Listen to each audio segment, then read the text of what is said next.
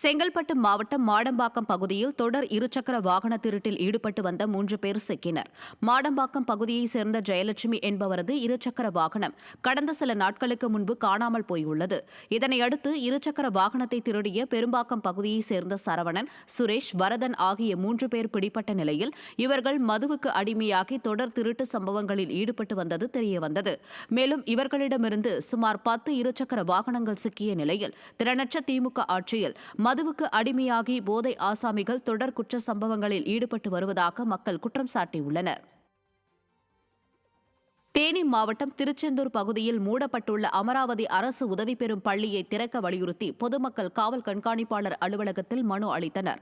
திருச்செந்தூரில் உள்ள அமராவதி அரசு உதவி பெறும் நடுநிலைப் பள்ளியின் முதல்வர் பரத், செயலாளர் அமரன் தர்மராஜ் மற்றும் அவரது மகன் ஜாஃபர் இடையே நிர்வாக பிரச்சினை ஏற்பட்டுள்ளது. இதனால் பரத் மற்றும் ஜாஃபர் பள்ளிக்குள் புகுந்து தகராறு செய்து பள்ளியை பூட்டி வைத்துள்ளதால் அங்கு படிக்கும் மாணவர்களின் கல்வி பாதிக்கப்படுவதாக பெற்றோர்கள் வேதனை தெரிவித்துள்ளனர்.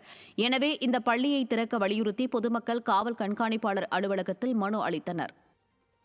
இந்த 4 நாளா பூட்டி கிடக்குது. ஏன்னா நாங்க போய் யாரும் சமுதாயத்தை ஒரு பூட்டி விட்டாலும் திறந்தாலும் நாங்க திறந்தாலும் கையை வெட்டுவோம் காலை வெட்டுவோம்னு சொல்லி சொல்லி இருக்கிறாங்க. அன்னைக்கு நடந்த இரவுல முந்தா நாள் நடந்த சம்பவத்துல பெரிய கல்லை தூக்கி போட்டு அந்த கம்பி கிட்ட உடைச்சிட்டான் அந்த பரத்ன்றவன். கடலூர் மாவட்டம் பூதவராயன் தேப்பட்டை கிராமத்தில் உள்ள பாசன வாய்க்காலில் தண்ணீர் செல்ல முடியாமல் அடைப்பு ஏற்பட்டுள்ளதாக பொதுமக்கள் குற்றம் சாட்டியுள்ளனர். பூதவராயன் தேப்பேட்டை கிராமத்தில் உள்ள பாசன வாய்க்காலில் மரம் முறிந்து விழுந்து ஆகாய தாமரைகள் படர்ந்து காணப்படுவதால் தண்ணீர் செல்ல முடியாமல் அடைப்பு ஏற்பட்டுள்ளது.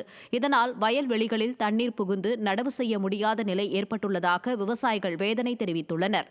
திறனற்ற திமுக ஆட்சியில் அதிகாரிகளின் அலட்சியத்தால் விவசாயமே செய்ய முடியாத அவலநிலை ஏற்பட்டுள்ளதாக விவசாயிகள் குற்றம் சாட்டியுள்ளனர். இந்த வாய்க்கா ஃபுல்லாகவே வெறும் ஆகாய தாமரை. அதே மாதிரி இந்த வாய்க்கா ஃபுல்லாக ஆகாய தாமரை, இந்த கொடி நாணலை இதெல்லாம் அடைச்சிக்கிச்சு. எங்களுக்கு விவசாயம் சரியான முறையில் பண்ண முடியல. விவசாயம் பண்ணுறதே பெரிய விஷயமா இருக்குது. ஆள் கிடைக்கல, சனம் கிடைக்கல. அப்படியே நாங்கள் ரெடி பண்ணால் இந்த வயலை பாருங்கள். இந்த வயல் என்னுடைய நண்பரோடைய வயல்.